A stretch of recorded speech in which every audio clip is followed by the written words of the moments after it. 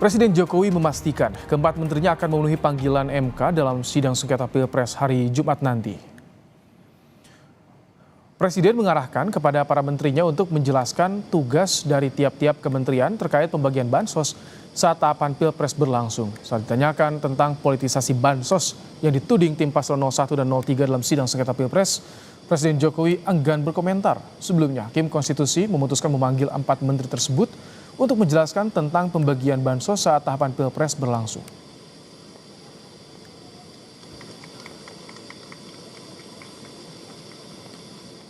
Ya, semuanya akan hadir karena diundang oleh MK, semuanya akan hadir. Hari Jumat akan hadir. Ada arahan nggak Pak? Ada arahan nggak Pak?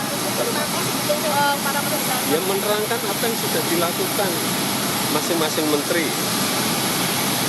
Kalau Bu Menteri Keuangan misalnya mengenai anggaran seperti apa. Menteri Koordinator Bidang Perekonomian Erlangga Hartarto mengaku telah menerima undangan dari Mahkamah Konstitusi. Namun Erlangga mengaku belum mengetahui topik yang akan ditanyakan dalam sidang MK hari Jumat nanti.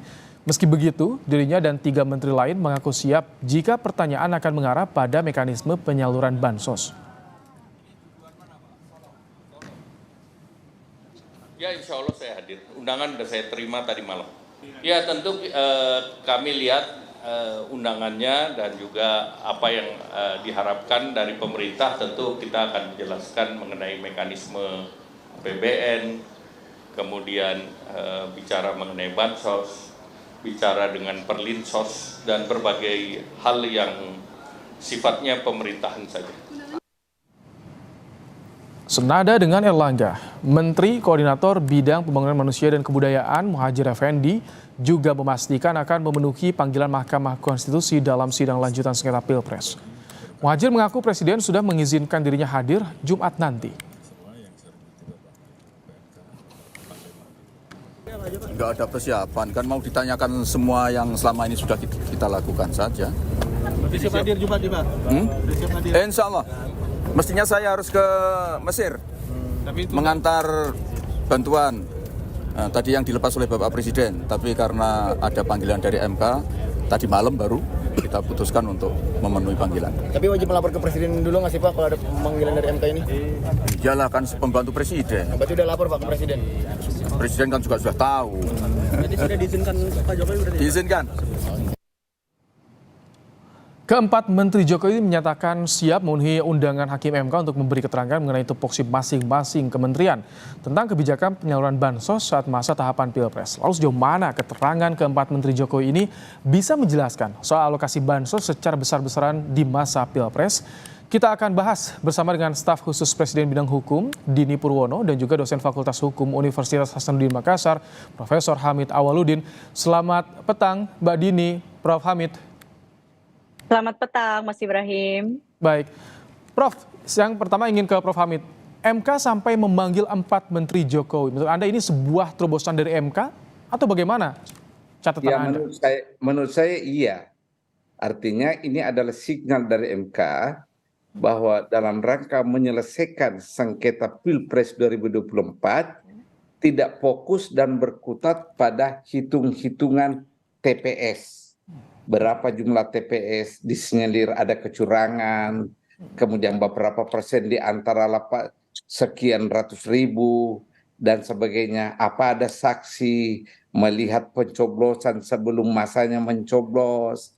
Jadi dia tidak berkutat dengan angka-angka statistik yang rigid, tapi dia ingin keluar mencari fakta selain angka-angka yang seringkali menjadi acuan MK. Menurut saya MK melakukan terobosan ya, meskipun sebelumnya sebenarnya untuk level pilkada sudah pernah terjadi itu. Oke, kalau dengan 4 menteri yang akan dihadirkan hari Jumat ini, yang ingin diungkap oleh Hakim Konstitusi arahnya kemana, Prof? Ya, pertama saya ingin salut ke Bapak Presiden ya, salut saya 2 thumbs up karena mengizinkan menterinya.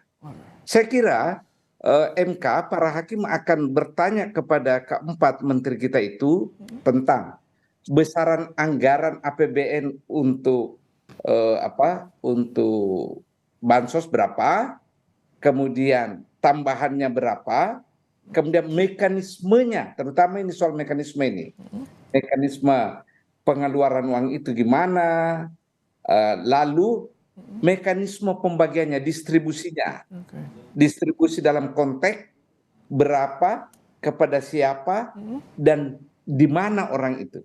Itu kan biasanya waktu saya dulu ada bantuan tunai langsung itu disebut by address, by name. Mungkin itu yang akan ditanya oleh para hakim. Oke, Mbak Dini, bagaimana sikap istana ketika pertama kali mendengar hakim akan memanggil 4 menterinya Jokowi, 2 Menko? Kalau dari istana, dalam hal ini mungkin pemerintah ya, Mas Ibrahim lebih tepatnya ya. Kalau kami sih tidak, bagaimana ya, kita sebetulnya tidak dalam posisi untuk meresponi gitu kan. Karena memang sekali lagi seperti juga dijelaskan bahwa dalam sidang sengketa PHPU ini pemerintah bukan pihak ya gitu. Dan kemarin juga kan dari Majelis Hakim MK juga sudah menjelaskan bahwa pemanggilan 4 menteri ini bukan dalam rangka menyetujui atau meluluskan permohonan dari pemohon gitu. Jadi MK menekankan bahwa pemanggilan ini adalah dilakukan secara independen gitu kan.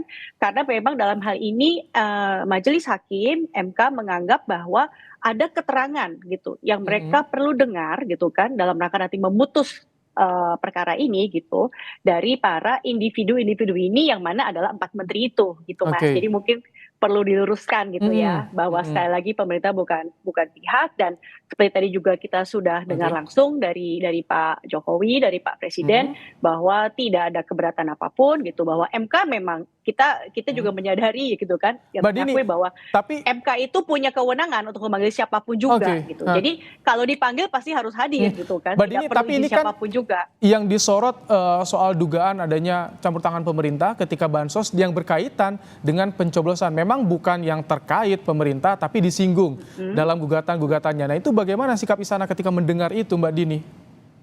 Kalau dari pihak pemerintah sih sebetulnya sekali lagi gitu ya, pemerintah bahkan sebetulnya merasa bagus juga gitu kalau para menteri ini dipanggil gitu kan.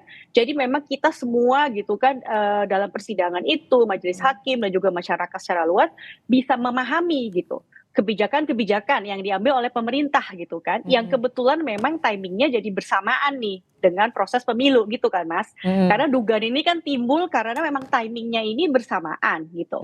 Nah jadi memang sebetulnya ini adalah forum yang juga cukup bagus nih gitu, bahwa nanti kita akan mendengarkan dari pihak-pihak yang memang mempunyai kompetensi, kapasitas gitu kan, para menteri ini yang akan menjelaskan sesuai dengan tupoksinya, sesuai dengan aturan kenapa langkah-langkah itu diambil gitu.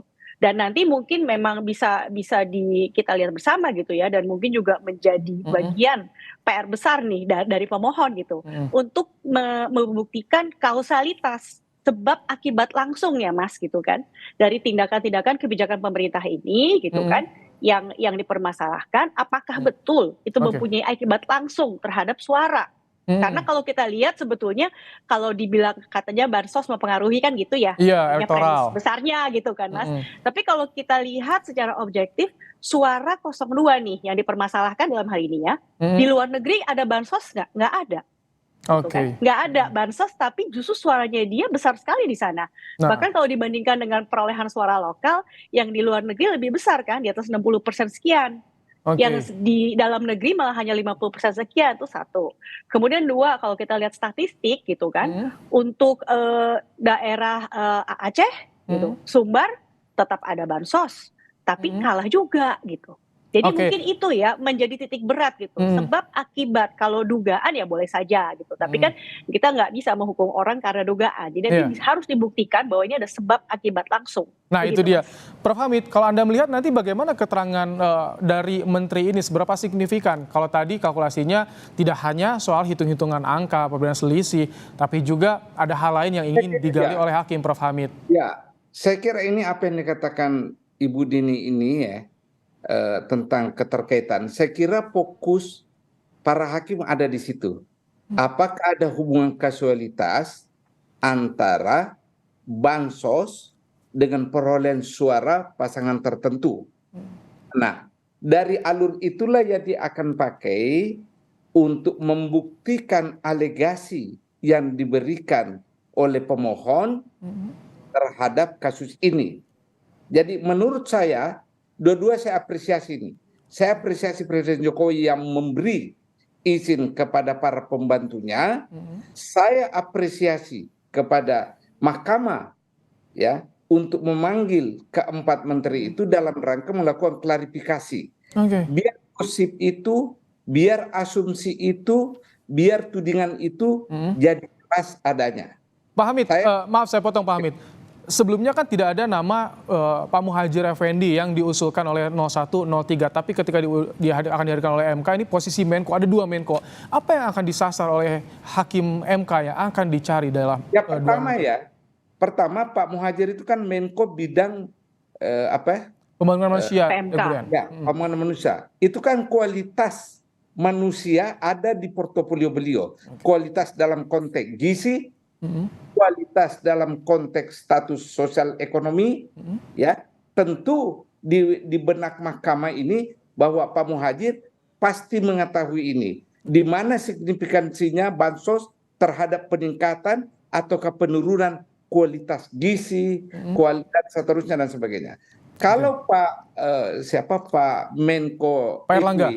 Menko Erlangga kan jelas, beliau proaktif sekali kan ke lapangan membawa bansos ini. Bahkan yang kita tangkap di kamera itu beliau jelas sekali mengatakan, apakah Anda bahagia dengan ini? Berterima kasih ke Presiden. Nah itu mungkin ya di benak hakim ini harus ada diklarifikasi ini. Ada dugaan aliran perintah seperti itu mungkin yang ingin Anda garis bawahi di situ. Maksudnya ke saya? Iya, Pak Hamid, aliran perintah gitu. Ya bisa jadi, kita nggak tahu. Karena ini kan kebijakan. Yang namanya kebijakan pemerintah kan penanggung jawabnya adalah Presiden. Kenapa? Karena Presiden menjalankan perintah undang-undang kan. Nah implementasinya tentu Menteri. Baik, Mbak Nini tadi disinggung soal kausalitas pembagian bansos dengan hasil pemilu. Presiden sudah memberi izin kepada menterinya. Ada arahan atau arahannya seperti apa sih kepada para menteri nanti yang akan hadir? Karena kan ini menentukan juga bagaimana pembuktian ketika di sidang nanti, Mbak Dini.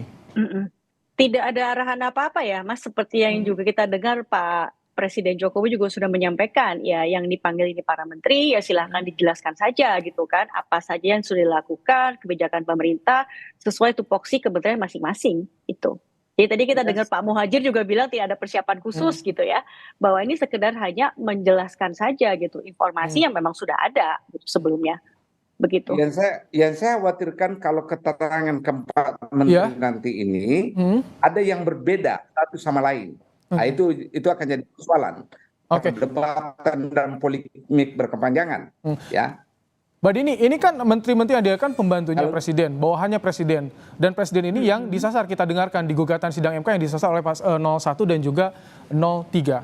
Jadi bagaimana pemerintah melihat hal ini, Mbak Dini? Ya sekali lagi seperti saya sampaikan tadi bahwa ya pemerintah bukan pihak dalam hal ini ya Mas gitu. Kalau memang ada dugaan gitu kan dan mengarahnya ke Presiden ya seperti juga sudah saya sampaikan tadi gitu.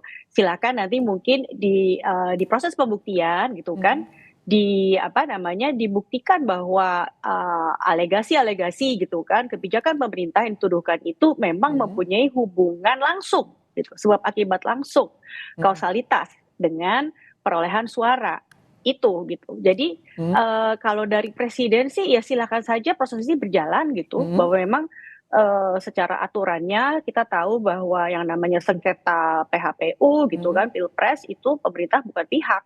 Begitu Mas. Pak Hamid, jadi tadi ketika Anda singgung soal bagaimana perintah, mekanisme dengan hadirnya 4 menteri pada sidang MK nanti, tapi 1 menteri Bu Risma ini kan PDIP.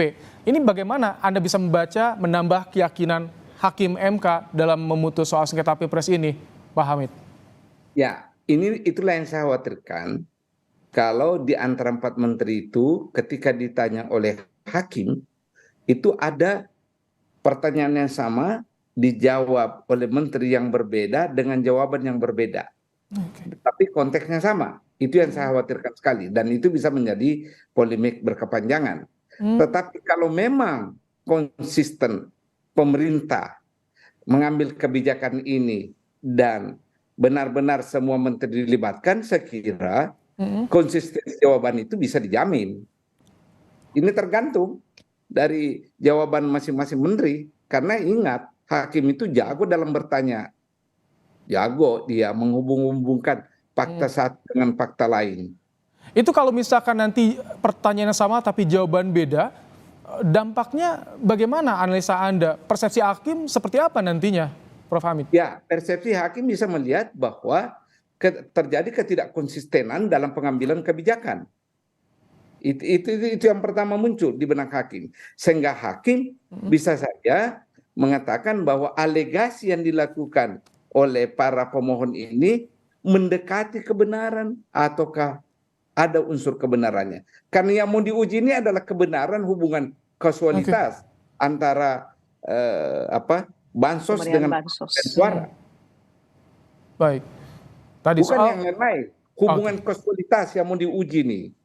Kasualitas yang diuji, kita tunggu hari Jumat nanti seperti apa keterangan yang disampaikan 4 menteri pemerintahan Jokowi. Terima kasih Prof. Hamid Awaludin, Mbak Dini Purwono, terima kasih telah meluangkan waktu di Kompas Petang sore hari ini. Terima kasih Mas Ibrahim.